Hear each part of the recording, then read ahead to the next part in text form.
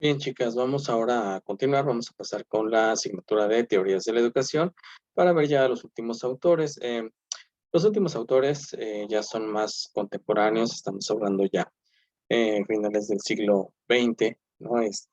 Sobre todo vamos a ver que son teóricos, por una parte, antiautoritarios, que están en contra de lo establecido, digámoslo así, por una parte, y también por otra tenemos a dos teóricos que son de la corriente marxista. Entonces vamos a ver qué nos dicen realmente. Es más una crítica al sistema educativo por parte de estos cuatro teóricos que una metodología para enseñar, pero es muy importante. Yo les comentaba en Historia de la Educación precisamente que ya los últimos autores están enfocados a cómo se van a establecer los sistemas educativos. También tienen, vamos a ver su influencia y vamos a ver, pues, qué es lo que critican realmente del sistema. Déjenme compartirles la presentación. Déjenme ver por aquí, tantito, por favor.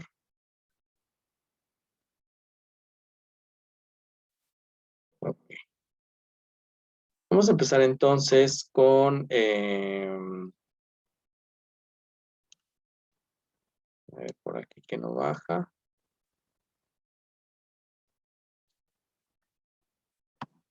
Vamos a ver ay, Dios mío. Primero no bajaba y ahora ya se me pasó. Disculpen ustedes, ya saben cómo es la tecnología. Bien, vamos a ver primero a Francisco Ferrer y Guardia. Vamos a hablar de este autor muy importante, español.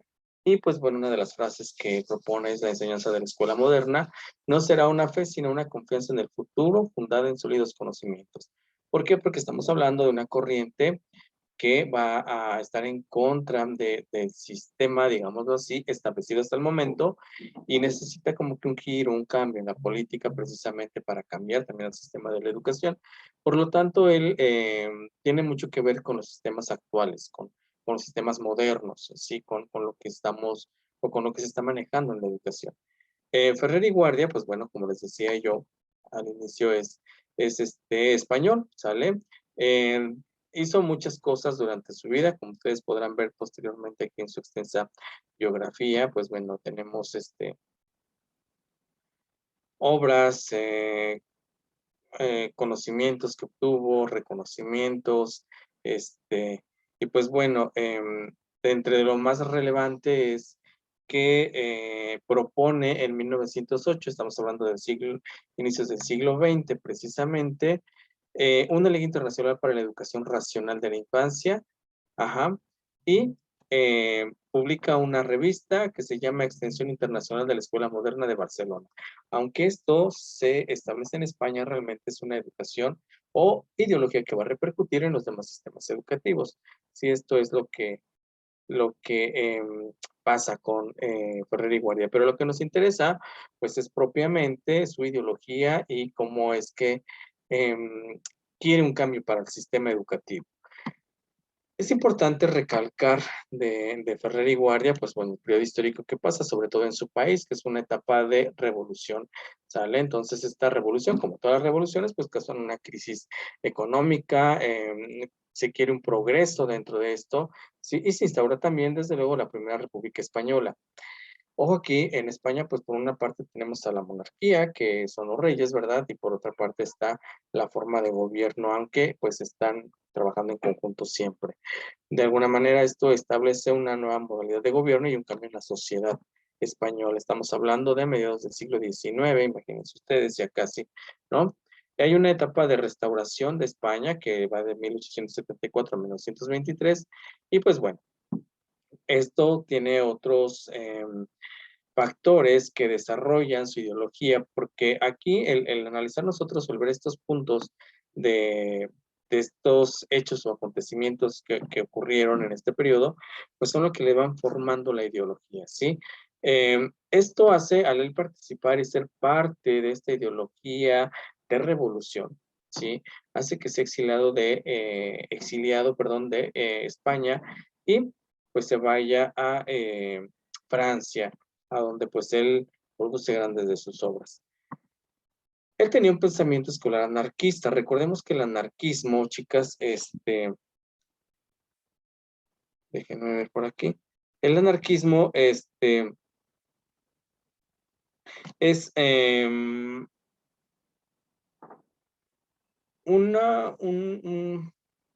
digamos así, una manera o una ideología donde se requiere o se piensa en la desaparición del Estado y de todas las instituciones que forman parte del Estado, ¿sí? Y defienden la autoridad del individuo, la autoridad y la individualidad de cada persona antes que toda la estructura del Estado. Entonces, él, de alguna manera, niega la autoridad y combate este autoritarismo que existía en esta época. Muchos de los autores que hemos visto, chicas, han estado en contra precisamente de lo que se establecía dentro de las políticas que existían en los gobiernos, ¿no? En este autoritarismo. Por eso este es un autor antiautoritario. Está en contra de ese autoritarismo. Lo combate. Y lo combate desde diferentes puntos. Primero por la parte política, que es el Estado, después en la forma económica, el capital que se maneja, y también en la forma moral, la religión sobre todo. Recordemos que España sí es un país donde tenía mucha influencia religiosa, no solo España, hay muchos países donde tienen todavía una gran influencia religiosa y más pues, en lo que eran mediados del siglo XIX y principios del siglo XX. Entonces, a partir de ahí empieza a atacar y él cree que debe existir una necesidad de una revolución eh, que esté encaminada a tomar el poder que existía, más no a causar pánico en la sociedad, ¿sí? O sea, hacer cambios. Dentro de esto, él dice que hay una importancia de la educación y todo el grupo de anarquistas, todo este grupo, consideraba que si había una educación diferente a la que el Estado estaba dando, pues iba a haber un ser humano nuevo. ¿Por qué? Porque sería una nueva educación, nuevos conocimientos, nuevos valores que no tendrían que ver con algo que está dando propiamente el gobierno, ¿sí? Que eso es de lo que muchos sociólogos, por ejemplo, veíamos, e incluso algunos pedagogos, pues están en contra. ¿Por qué? Porque mencionan que todo es dado, no hay opción, no hay otra opción a esa libertad del hombre, porque son los sistemas los encargados de dar lo que se va a enseñar y lo que el individuo debe de aprender para poder estar en esa sociedad. ¿Sí? Entonces, por eso él decía que una nueva educación. ¿Qué se pretendía con la educación anarquista? Pues bueno, en este comité que él forma, estábamos hablando al inicio del Comité de la Enseñanza Libertaria, que además lo crea en París, la educación debería de responder a los siguientes puntos que son muy importantes: integral, racional, mixta y libertaria. Integral, ¿por qué? Porque debe desarrollarse en todos los aspectos del ser humano, ¿sí? Dentro de ello, en la parte científica, en la parte intelectual, manual y profesional, en armonía. Pero además, dentro de esto, toda la actividad pedagógica debería de estar relacionada de alguna manera a, digamos que un aprendizaje cooperativo y enseñanza donde todos participaran y fuera algo de común y trabajo en equipo. Por eso digamos que hay un aprendizaje cooperativo. Racional, siempre basarse en la razón, siempre. Hacer pensar al individuo, ¿sí? Aquí vamos a ver dos puntos importantes: razón y ciencia. Enseñar en base a la razón y la ciencia. Pensar y lo que es comprobable, lo que es observable. Ajá. Aquí empieza un punto importante que retoman muchas sociedades, que es descartando totalmente la fe, es decir, la religión queda fuera de esta tendencia anarquista de educación, perdón. Mixta, ¿por qué? Porque habla de coeducación de sexos. Coeducación de sexos, chicas, se refiere a que hombres y mujeres tienen acceso a la educación también sin distinción de clases sociales, es decir, todos, sin importar el extracto social de que se tenga, tendrían que tener acceso a los servicios educativos. No hacer una diferenciación, ni entre maestros ni entre alumnos. Ujú. Libertaria, ¿por qué? Porque la finalidad de la educación o lo que se pretende con esta educación es hacer hombres libres, pero libres de pensamiento que les ayuden a mejorarse y a conducirse mejor en la sociedad, no libres de hacer lo que quieran. No, chicos, recuerden que el sentido de libertad dentro de la educación lo estamos manejando como esta parte de mejorar en sociedad. También hablando de lo que propone Ferrer, pues propone una pedagogía, y su pedagogía es obviamente anarquista, sí, pero también con un carácter ambivalente de la educación. Y obviamente tenemos 3 puntos importantes, de los cuales ya hablamos 2, que es razón y ciencia, pero también cultura. Todo esto se debería de enseñar. ¿Para qué? Para que esto hiciera a los hombres libres. El racionalismo, basado en el laicismo y cientificismo, nos habla de religión fuera, ¿sí? Es decir, laica, una educación laica libre de religión, y científica, basándose en lo observable, lo comprobable, lo que ya está. Así que, desde luego, es un crítico y un, no enemigo, digamos así, pero sí vamos a hablar de que es un crítico de lo que es la iglesia, ¿sí? Y la manera en que pues esta enseñaba en ese momento. Por eso requiere una nueva educación basada en el racionalismo. Antiautoritarismo y antiestatismo. Aquí lo que se refiere o lo que se requiere es la libertad humana. Libertad humana, dijimos, libre pensamiento, que la nueva educación que se esté dando los ayude a ser mejores en sociedad, que no sigan siendo más del montón, ¿sí?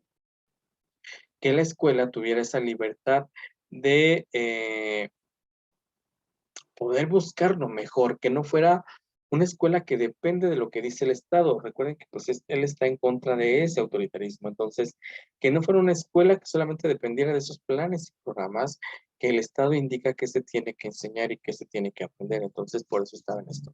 Igualitarismo, una escuela laica, dijimos libres de religiones, y acceso para todos, hombres o mujeres o de cualquier estrato social. Ahora bien, ¿cómo se debería de formar el alumno? Bien, él retoma algunos aspectos que nosotros ya hemos hablado anteriormente, sobre todo la espontaneidad libre del niño. Esto es algo que Rousseau, Pestalozzi y otros autores nos han mencionado. ¿Sí? Naturalismo pedagógico, enseñar de acuerdo a este crecimiento evolutivo que van teniendo los pequeños. Educación sobre instrucción, instruir, ¿sí? Guiar, facilitar, orientar al niño, ¿sí? Descartar el memorismo. El memorismo es, por eso hablamos del racionalismo. ¿Por qué? Porque ya no solo es memorizar, ¿sí? Sino es hacer que los niños piensen sobre lo que están aprendiendo, que esto les sirva de algo. Y supresión de castigos, premios y exámenes. ¿Por qué? Él pensaba que castigar o premiar y los exámenes solamente eran instrumentos que nos hacían hacer una diferenciación entre nuestros alumnos. O sea, esto favorecía las desigualdades y eso es lo que él, o de lo que él estaba en contra. Formación integral, pues ya vimos, no solamente era lo intelectual, sino aquí también involucra lo físico, involucra lo intelectual y una parte importante que él sí le pone énfasis es a la higiene dentro de la escuela, ¿sí? Así que vamos a ver de qué se trata esto. La escuela moderna, pues bueno, tiene varios aspectos a tomar que hemos estado hablando, ahorita vamos a hablar de algunos. El antagonismo, la racionalidad, lo que él pretende es basarnos en 3 puntos importantes de su pedagogía: la naturaleza, la ciencia y la razón, ¿sí? Porque Ferrer pretende, a partir de esto, una educación integral, ¿sí? Y un desarrollo integral de los niños. También, pues no solamente propone una educación individual, sino obviamente una educación en grupo, ¿sí? Pero que favorezca la educación integral del niño, pero que favorezca lo intelectual, también su autonomía y favorezca su autoestima. Esto es lo que pretende Ferrer y Guardia con la educación. Él decía que no debería de haber una jerarquía y una competición dentro de lo que es la institución. ¿A qué nos referimos con esto? ¿Sí? En la escuela se debería de educar con alegría, con fraternidad, y no debería de existir ese autoritarismo que se va en tiranía y abusos, que es lo que reflejaba el docente dentro de la escuela. Así que la escuela racional que él propone dice que pues no debería de haber exámenes, se eliminan los castigos, y él pensaba algo muy cierto, que los exámenes llegaban a provocar incluso hasta enfermedades físicas y elementos morales negativos en los alumnos. Por eso él estaba en contra de que se llevaran a cabo los exámenes. El maestro dentro de esta escuela racional debería de estimular al niño para que siguiera aprendiendo, colaborar con él, incitarlo a que tenga iniciativa, ayudarlo a desarrollar todas sus habilidades, pero todo con respeto y con solidaridad, ¿sí? Al alumno. Entonces, vean lo que él pensaba. Lo que ya hablamos es educación de clases y sexos. Ya vimos que Ferrer y Guardia pues estaba a favor de una educación para niños y niñas, sí, de cualquier clase social. La escuela es para todos y todos deben tener acceso a ello, ¿sí? Pensaba también que una escuela que se hiciera solamente para pobres no podría funcionar, porque si él decía que si se hiciera una escuela especialmente para pobres, entonces ya hay un clasismo, ya estamos em, identificando, etiquetando, sí, que esto lejos de ayudar a los niños, pues esto provocaría rebeldía o otros aspectos en los niños pobres, digamos así, que acudieran a este tipo de escuelas para pobres. Por eso era una educación integral, una educación y escuelas para todos, sin importar si eran de la clase alta, media o baja, todos tenían por igual acceso a la educación. Esto es de acuerdo a lo que decía Ferrer y Guardia. Un aspecto a lo que le pone mucha atención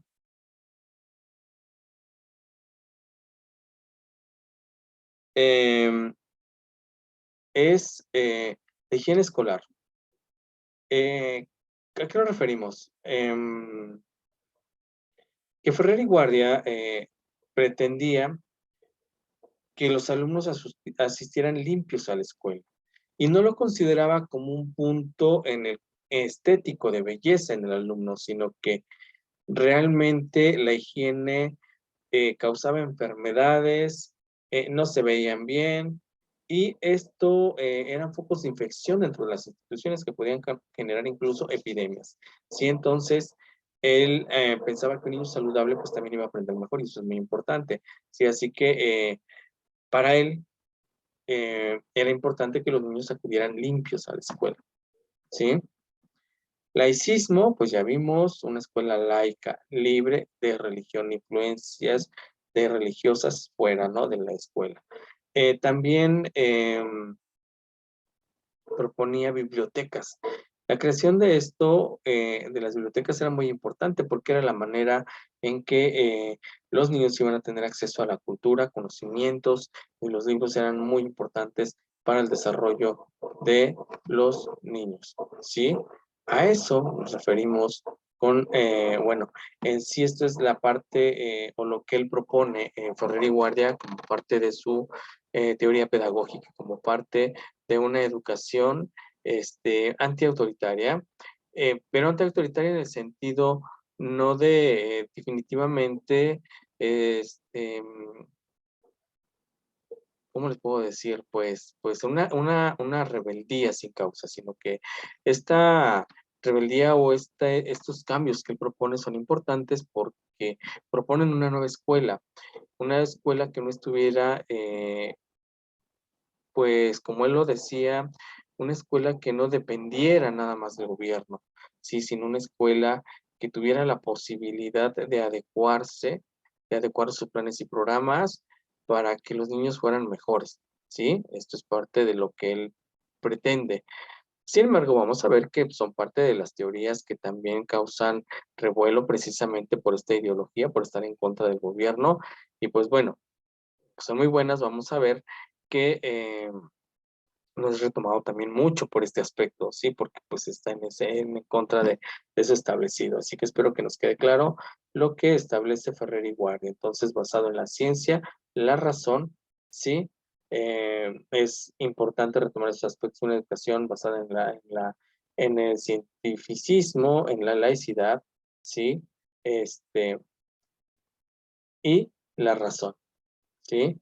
Entonces, una educación laica, una educación basada en la razón y una educación intelectual, científica. Eso es lo que propone Ferrer y Guardia, una educación que ayude a liberar y a formar nuevos individuos que hagan cambios realmente en su sociedad. Es una idea revolucionaria. Por otro lado, tenemos a Mendel, el doctor Mendel sale, vamos a ver que este personaje es más reconocido como parte del psicoanálisis o más bien es un reconocido psiquiatra francés. Sin embargo, vamos a ver por qué lo retomamos en la educación. Bien, lo vamos a retomar porque retoma la teoría del sociopsicoanálisis. El sociopsicoanálisis es una investigación que él hace y que él considera, que todos los problemas que hoy en día existen en la sociedad tienen mucho que ver con los adelantos tecnológicos que están envueltos. Es decir, estamos hablando que su teoría de Gerard Mendel está desde principios del siglo, bueno, su pensamiento, digamos que a mitad a mitad del siglo XX hasta parte del siglo XXI, pues le tocó una era donde empieza un desarrollo tecnológico muy importante. Y en sus investigaciones que él hace, considera que muchos de estos problemas sociales que hoy se tienen en todas las sociedades es gracias a todos estos avances que han existido en la tecnología. Aunque estos tienen una tendencia a desarrollar, también han hecho que se tengan ciertos problemas. Su teoría la basa en la teoría del psicoanálisis de Freud, ¿sale? Donde él de alguna manera pretende fundamentar su pensamiento en lo de Freud, pero basándose en lo social. Recuerden que Freud pues iba por la parte sexual. Vamos a ver a qué se trata. Entonces, lo que hace Mendel es hacer un análisis en la parte psicológica, pero de la cultura y de la parte social del individuo, cómo ésta influye en su desarrollo. Entre ellos, pues por eso la tecnología, por eso es que su teoría se llama eh, el, soci el sociopsicoanálisis. Así que su labor está enfocada en analizar diferentes aspectos inconscientes del individuo, pero estos aspectos inconscientes del individuo que tiene, de acuerdo a su desarrollo social, más bien a cómo se desenvuelve en su entorno social y la cultura, cómo influye en él y cómo esta lo lleva a cómo esta influencia de la cultura y la sociedad lo lleva a tomar ciertas conductas dentro de este contexto social en el que está, ¿sí? Así que él piensa que un hecho social, es decir, lo que ocurre en sociedad, lo que hacemos en sociedad, tiene que ver con un hecho psicoactivo, con algo que influye en nuestra conducta. Así que bueno, vamos a ver que esto pues a lo mejor tiene cierta razón. De hecho, muchos autores que hemos visto pues han analizado esta influencia de la cultura y la sociedad en el comportamiento de los individuos, pero Mendel lo llama pues sociopsicoanálisis, analizar esta parte de la influencia de la cultura y la sociedad. Ahora bien, algo que sí propone también Gerard Mendel es una coeducación de sexos y clases. Aunque le estamos enfocando más su teoría en el aspecto social, análisis social y cultural, él también propone que la escuela moderna, ¿no? Ahí le estamos hablando ya de mitad del siglo XX, eh, debe de estar abierta para todos los niños, lo que decía también Ferrer Igual, una educación en donde los niños y niñas tengan acceso a todos los servicios educativos sin distinción de clases. No importa si es niño, niña, rico, pobre, ¿sale? Entonces,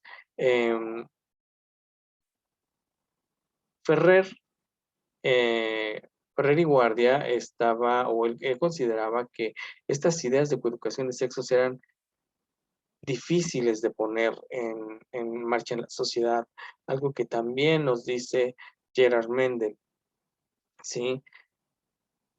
Y sí, es una etapa todavía en la que vamos a ver que la mujer sigue sin tener gran, sobre todo todavía a mitad del siglo XX, vamos a ver que la mujer sigue sin tener tanto acceso a la educación, por esto, por cuestiones precisamente sociales y culturales en cada nación, y esto pues influye en la manera en que se educa y en la manera en que pues de alguna forma se consideraba que las mujeres no tenían derecho a la educación o para qué existían, ¿no?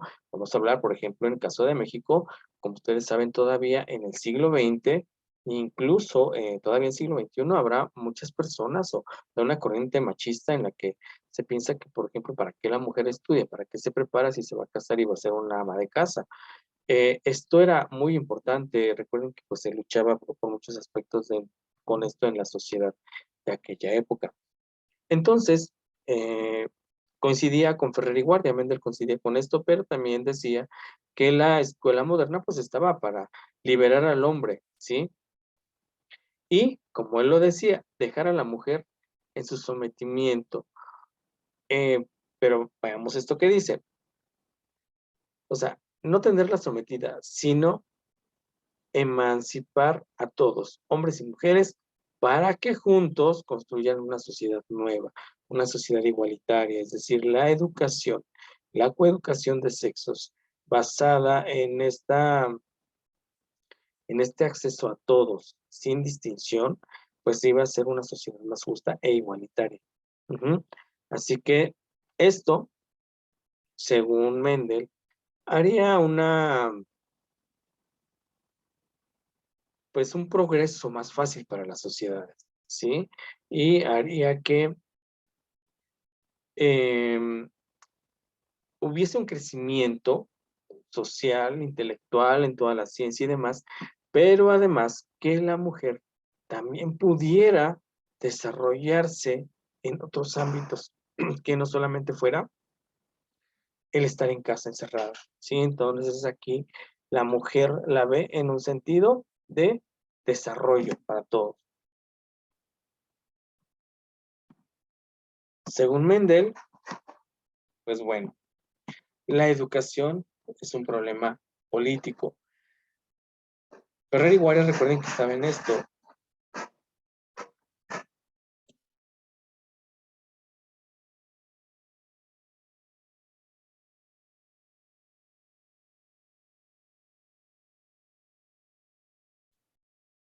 Disculpen ustedes, mi vecino no sé qué está haciendo, pero bueno, este, eh, Mendel,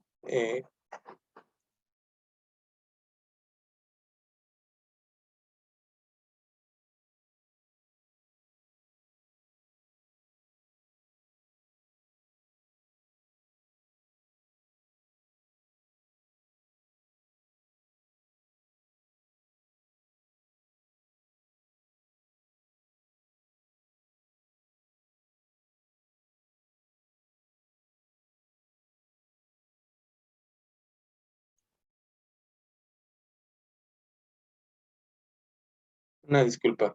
Bueno, esperemos que ya no se repita. Bien, entonces, al igual que Freddy Guardia, pues Mendel consideraba que el problema de la educación era más un problema político que de otra situación. Y esto ya es un análisis pues social actual. Ya veíamos en sociología pues que sí, de pronto quienes gobiernan, quienes se encargan de establecer las líneas de acción de mejora en diferentes campos, entre ellos la educación, pues tienen mucho que ver en la educación que se brinda al pueblo y cómo se le brinda y lo que se le va a enseñar. Entonces, por eso es que consideraba que es un problema político, ¿sí?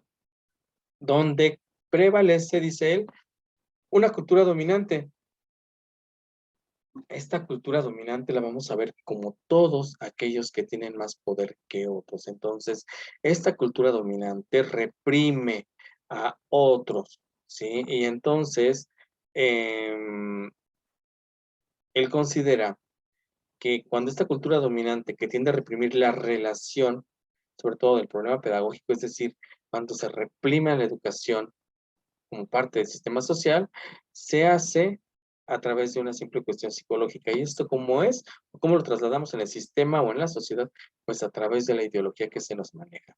Y todo sistema educativo transfiere una ideología a partir de los contenidos que se dan. Por eso es importante. Por eso para Mendel, él considera que solo hay progreso si el hombre está en libertad y además es responsable de esa libertad. Por lo tanto, para Mendel, pues sí es un problema más político, ¿sí? Que eh, incluso pedagógico, es más ideológico. Cómo se maneja la sociedad a través de una ideología, ¿sí? Que un grupo de poder, un grupo dominante tiene sobre los otros, ¿sí? Que lo vamos a analizar más adelante, también en política, ¿verdad?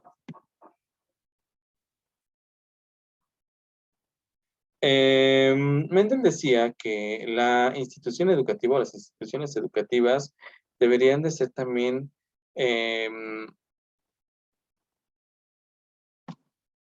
instituciones que formen al individuo para que cuando él salga de la escuela pueda poner en práctica todo, pero además le ayude a ser libre. Esto nos lo han dicho todos los autores. También debería ser terapéutico, porque se forma una educación integral que le ayude al niño, ¿sí? Mixta, porque es una educación donde hay coeducación de sexos. Él decía que en las escuelas debería de haber personal educativo y paramédico. Recuerden que pues él, bueno, más bien él consideraba que era importante tener este tipo de servicios dentro de las instituciones, además de personales administrativos y de servicio, y la institución, porque la institución educativa depende precisamente de una administración, una organización, cómo se organiza para que funcione, donde también incluye a los padres de familia y los poderes públicos.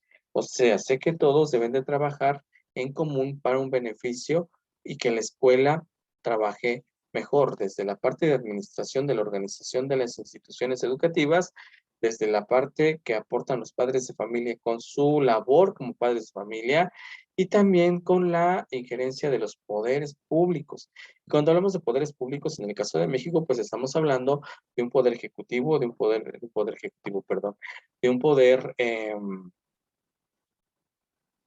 a nivel nacional, un poder estatal y un poder municipal, ¿sí? Estas formas de gobiernos nacional, estatal, municipal, tienen que pugnar porque haya una mejor educación, ¿sí? Una escuela bien administrada, bien organizada, debe de tener mejores resultados. Y también si los padres colaboran con las funciones de la institución, pues obviamente será mejor. Así que lo que él está proponiendo es la manera en que deberían de funcionar las instituciones y cómo deberían de estar organizadas.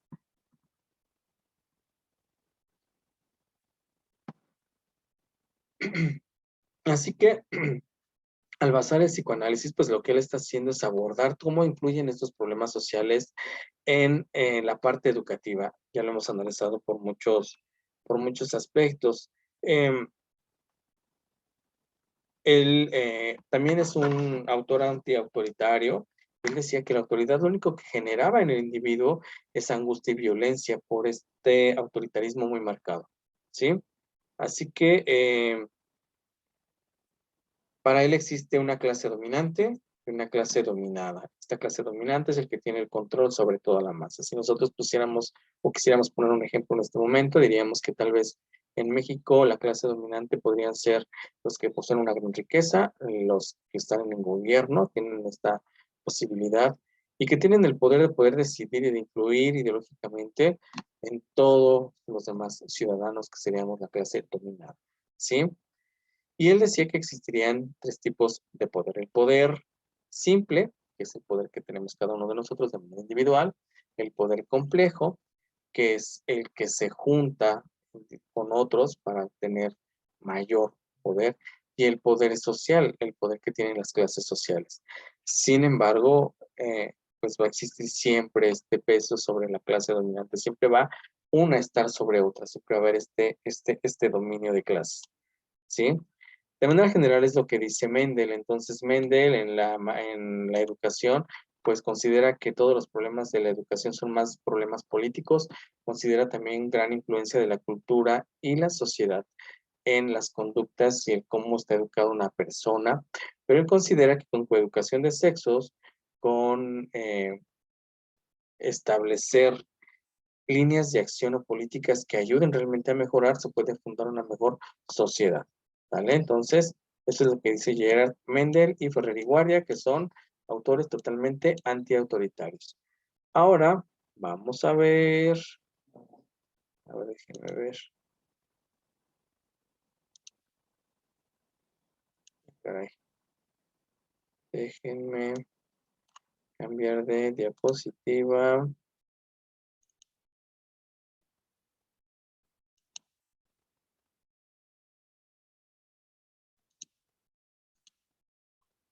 Ya estamos ahí. Y vamos con los últimos dos de nuestro temario. Vamos a ver de qué se tratan, de qué les estamos hablando. Ya vamos a hablar ahora vamos a pasar de los antiautoritarios Ahora vamos con la parte de la corriente marxista. A Marx lo vimos en sociología, así que vamos a retomar un poquito de qué se trata esto.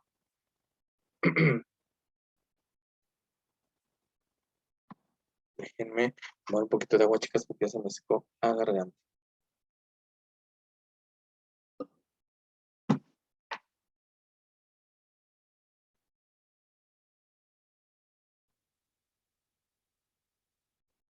Bien, vamos a ver entonces a estos autores.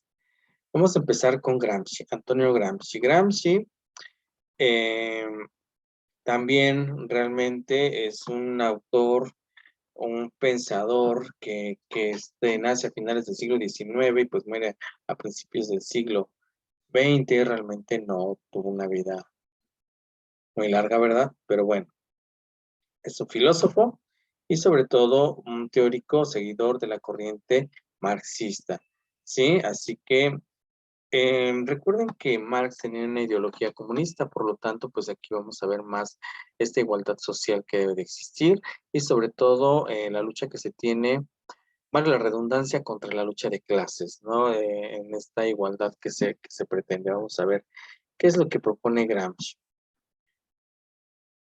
Bueno, hizo varias cosas durante su vida, pero vamos realmente a eh, lo que es su influencia en la educación, ¿sale? Bien, entre los principales conceptos que nos maneja Gramsci, sí vamos a ver el concepto de hegemonía cultural. Hace rato estábamos hablando con Mendel, que pues Mendel decía que existen unas clases dominantes, ¿sí? Sobre otras clases que son las dominadas.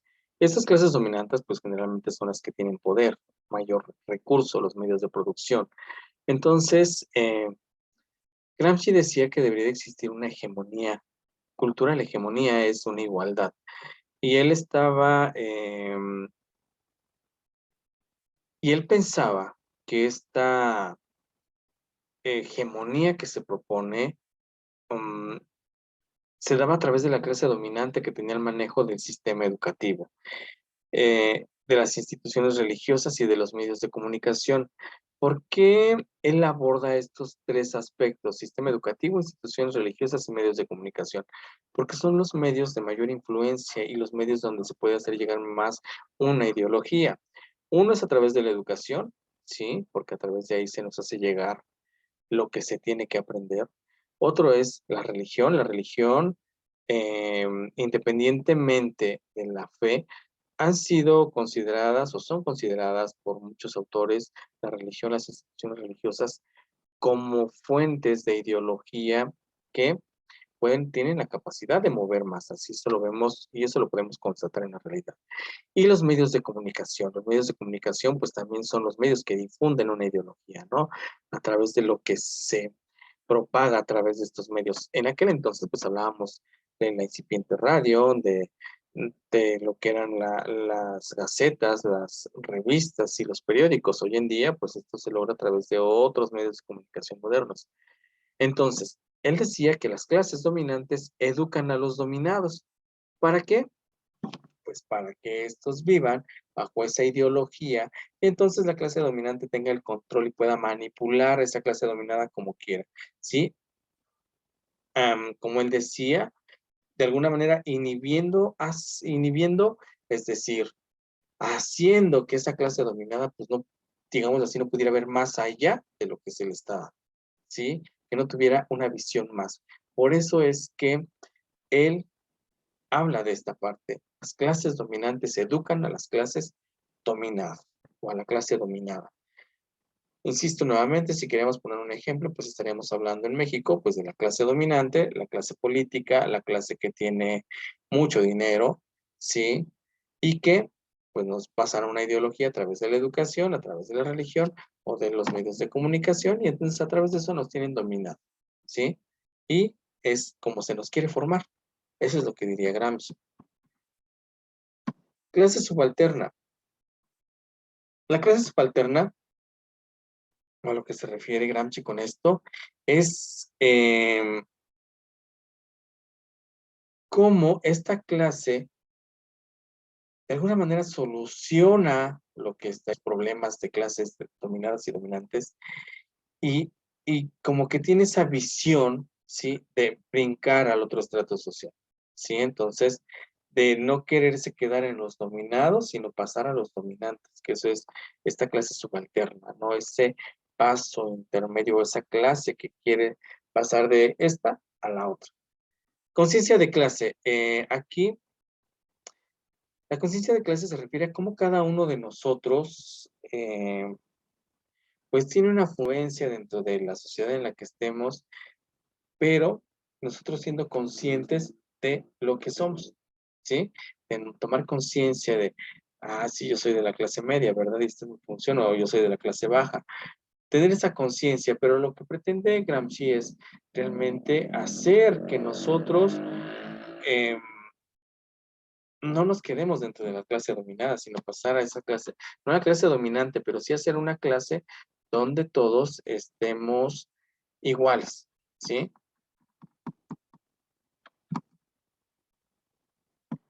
Él hablaba de un intelectual orgánico. Como intelectual orgánico, él decía que es ¿cómo les puedo decir?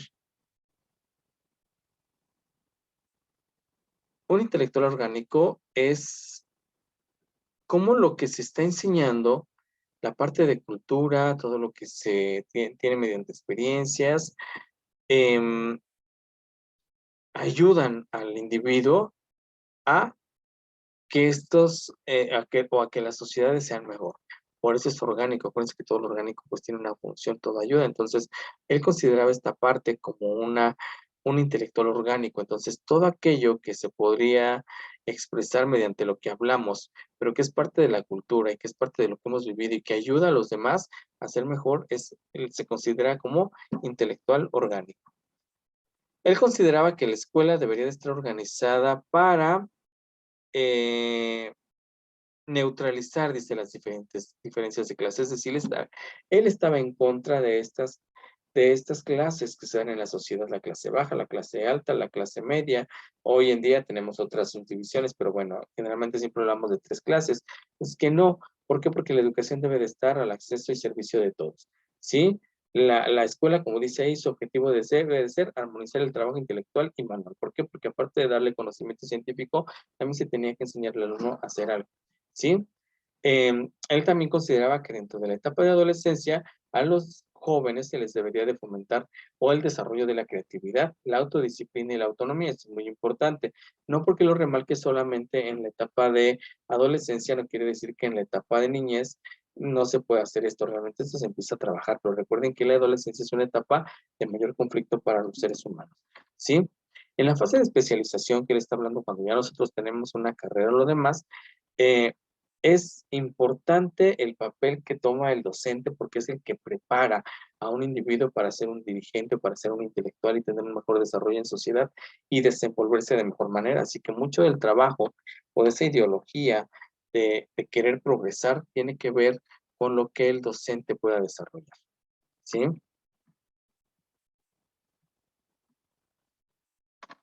Gramsci propone, les voy a leer como cita él totalmente, dice que la Escuela Única Inicial de Cultura General Humanista Formativa que equilibre ecuánimamente el desarrollo de la capacidad de trabajar manualmente, técnicamente, industrialmente y el desarrollo de las capacidades de trabajo intelectual.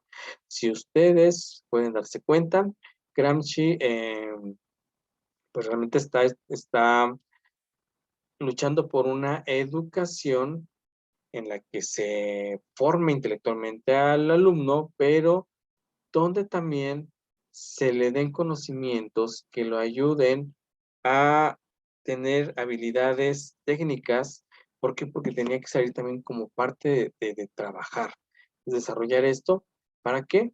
Para que hubiera un equilibrio entre lo intelectual y lo manual, ¿sí? Él decía que dentro de esta sociedad que hablamos de democracia, pues todo ciudadano podría convertirse en gobernante a través de esta formación que se da.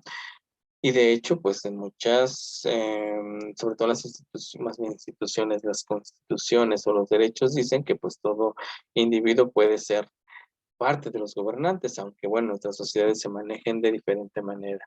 ¿Cuál es la vigencia y la crítica de este autor? Lo que propone Gramsci, pues realmente sí, como hemos estado viendo, es una pedagogía crítica. ¿Por qué? Porque critica la manera en que se han estructurado los sistemas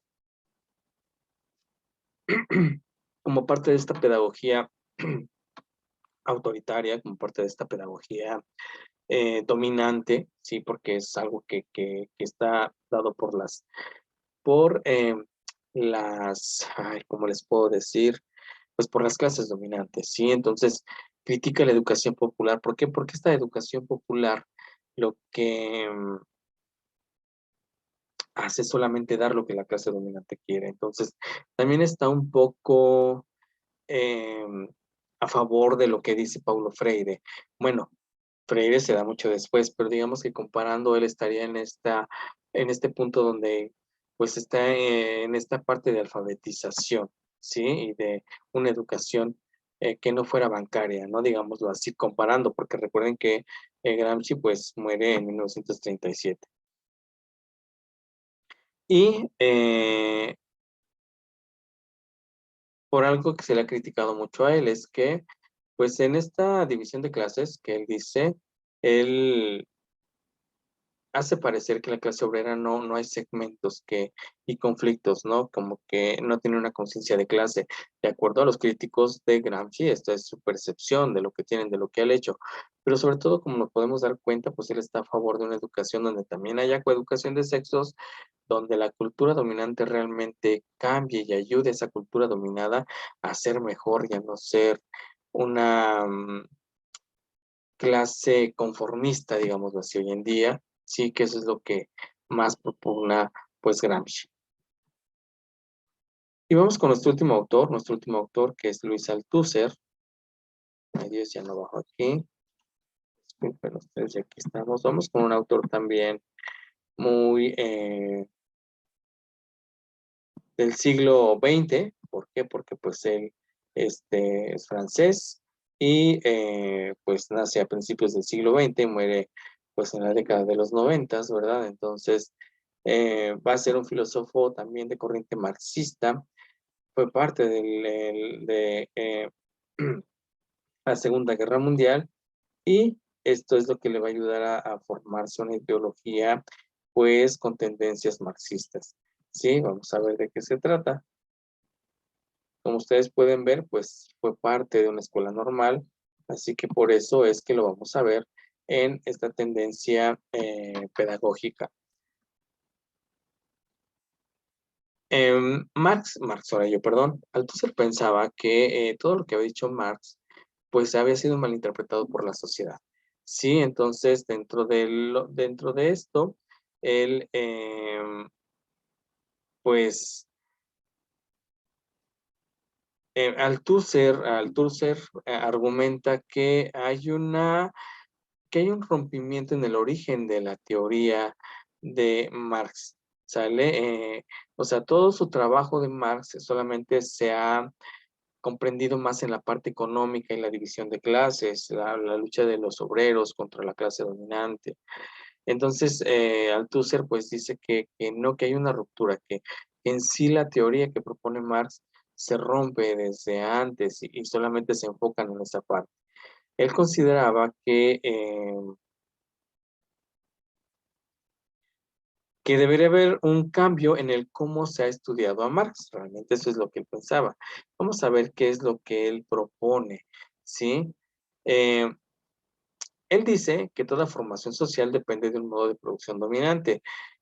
Todo grupo social dice que depende de un grupo que pues tiene en su poder los medios de producción y es la clase que domina. Entonces todos dependen de eso.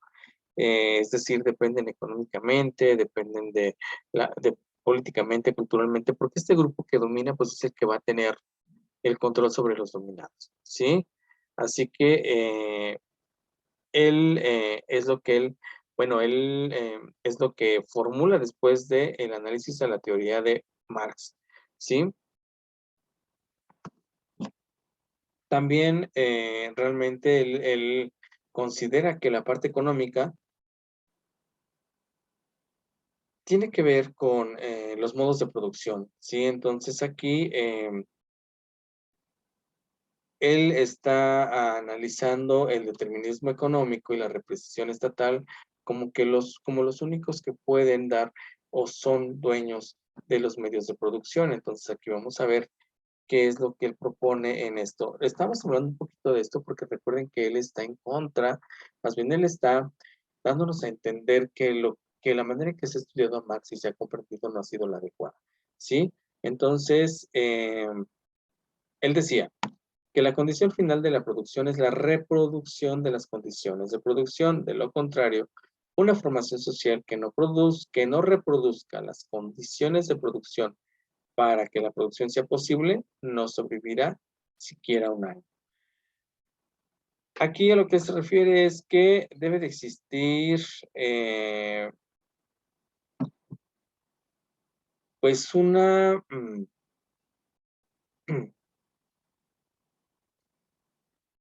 siempre hay una reproducción de las condiciones de una clase dominante, ¿sí?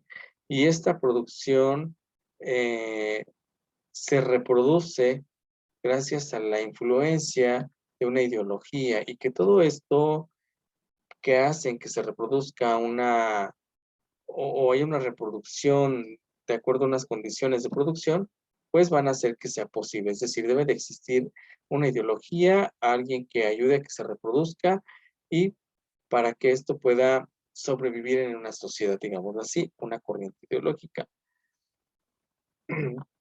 Lo que nos dice Althusser es que la fuerza de trabajo siempre está por un salario, ¿sale? Y este salario es el que hará que la gente siga formando parte de los medios de producción porque necesita de ese salario para seguir sobreviviendo. Déjenme tomar tantita agua, chica, porque me estoy quedando sin voz, creo. Sí, pero él considera que para que esta mano de obra pueda ser mejor y tener un mejor salario, pues es importante capacitar a los obreros. Sí, ¿para qué? Para que sean capaces de manejar los nuevos y complejos sistemas de producción. Así que toda esta parte de producción debe de ser calificada, es decir, de acuerdo a las exigencias que se requieren al paso de crecimiento tecnológico y de lo que la parte de producción solicita para que esta pueda funcionar mejor. Y dentro de estas, perdón, exigencias y de lo que debe ser calificado un obrero, pues es importante la educación, ¿verdad? Porque la educación nos va a dar esas habilidades, esas herramientas, esos conocimientos para ser mejor. Por eso hoy en día, chicas, eh, ustedes pueden darse cuenta que en el mundo laboral, antes, por ejemplo, para ser barrendero, mandadero, este, tener puestos con un salario bajo, pues ni siquiera era importante saber leer, ¿sí? Después era importante saber leer, ¿no? Y escribir para tener un puesto de eso. Pero hoy en día, chicas, vamos a conseguir un trabajo, ya sea de barrendero, y nos piden por lo menos, el trabajo tiende a asegurarse, no en el lugar del trabajo, sino fuera de la producción por medio del sistema educativo. Por eso es importante la educación, porque, pues aunque lo queramos disfrazar, pues la manera correcta es porque nos enseñan o nos están preparando para hacer una buena mano de obra allá afuera, en los medios de producción, ¿sí? Ustedes van a ser maestras, van a ser parte de una mano de obra, porque al final de cuentas vamos a ser empleados, vamos a percibir un salario, ¿sí? Nosotros no vamos a ir a manejar una máquina, nosotros no vamos a ir a- al campo a manejar máquinas de campo. Nosotros pues vamos a ofrecer un servicio intelectual porque vamos a vender nuestros conocimientos para ayudar a formar a los demás. Pero voy a percibir un salario y esto proviene de alguien que es parte de esos medios de producción. Entonces, en la escuela es donde se desarrollan habilidades y técnicas y conocimientos que el individuo va a poner en práctica allá en esa sociedad, ¿sí? Así como aprende todas las reglas de convivencia y pues bueno, toda esta parte de hacer un buen ser humano que le ayuda para desarrollarse en la sociedad, también le servirá para poder emplearse de mejor manera en esos medios de producción. Vean nada más cómo liga la educación al TUSER. Así que es así como de alguna manera pues nace este sometimiento de la clase dominante. ¿Por qué? Porque la clase dominante es la que va a indicar esas pautas de cómo se va a formar a esos nuevos obreros, ¿sí? Entonces, no solamente es la escuela la que forma esta ideología, sino van a existir otras instituciones que van a ayudar a que se fomente esta ideología por medio de las clases dominantes. ¿Y cuáles van a ser otras instituciones? Ustedes las están viendo en problemas políticos, sociales y económicos como eh, grupos de represión. Para el caso de Althusser, estos grupos van a servir como grupos que ayuden a dar una ideología. ¿Y quiénes van a ser? Pues dominantes a la clase dominada.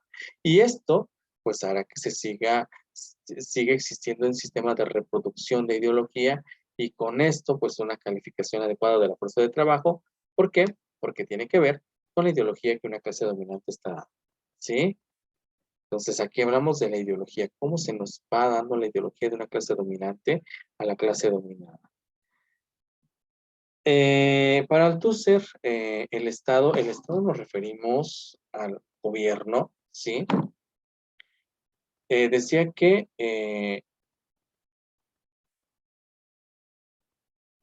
el Estado se va a mover a partir de los aparatos ideológicos. ¿Y cuáles son los aparatos ideológicos? Pues la educación, pues la religión, pues la iglesia, y se va a valer de ellos para hacer llegar su ideología, lo que ellos quieren. Como ustedes ven, se da paso más igual a peso a la parte política, ¿sí? Así que todo esto hará que el Estado sirva como ese aparato represivo, valiéndose de otras instituciones, ¿sí? Y esto hará, al instaurar una ideología, seguir conservando las condiciones políticas y de reproducción que se requieren para seguir manteniendo una relación de explotación de la clase dominada sobre de la clase dominante sobre la clase dominada, ¿sí? Vean nada más. Así que esta clase dominante lo que va a tratar es asegurar sus formaciones capitalistas, tener una armonía en las clases dominantes. ¿Para qué? Para que la clase dominada pues se quede quieta, no vaya más allá, según Althusser. Así que a partir de esto pues se considera que hay una democracia. Entonces, algo muy importante que pasa en la educación y que critica tiene que ver con el último punto que dice, se inculquen en los niños habilidades recubiertas por la ideología dominante en estado puro. En la escuela lo que hace, según Althusser, es que sí se nos desarrollan habilidades, se nos desarrollan destrezas. Hoy que todo esto forman las competencias que tanto queremos, sí están formando a seres competentes, pero de acuerdo a la ideología de un grupo dominante y que esas competencias, esas habilidades y esas destrezas que están recibiendo los niños hoy en día obedecen a lo que un grupo dominante quiere que haya como ciudadanos. ¿Vale? A eso se refiere Althusser.